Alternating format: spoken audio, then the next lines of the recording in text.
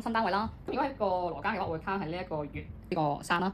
係啦，咁咧我通常會用呢一個電話裏邊係開呢一個星橋嘅盤啦。我哋呢個係圓通飛星，佢係孖九向呢邊咧。其實呢個單位咧係即係旺丁同旺財嘅。主人房咧就呢邊，咁其實佢都卡落喺呢個東南位啦。咁其實主人房係瞓100咧，係做生意啊、事業啊同埋人緣嘅一個房嚟嘅。呢個主人咧就住喺呢一個東南位咧。咁今年嘅喜慶位咧係喺呢度嘅。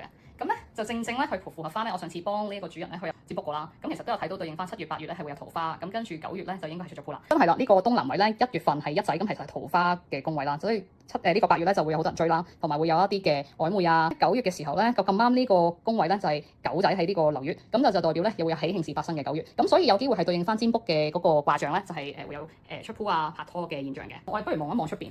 咁喺出邊咧，其實個景觀咧尚算開揚嘅，咧樓與樓之間咧都近啦，同埋對面對角咧嗰個停車場咧佢有個尖角位係射住個單位咧，咁呢個都會有一個角煞喺度嘅。咁但係我覺得呢個問題不大，因為始終係高過佢。咁但係我覺得尚算整體嘅觀感咧都係舒服嘅。咁同埋呢度個停車場係停聚啦，咁前面我會當一個咧都係一個明堂嚟嘅，咁其實都會可以當聚到財。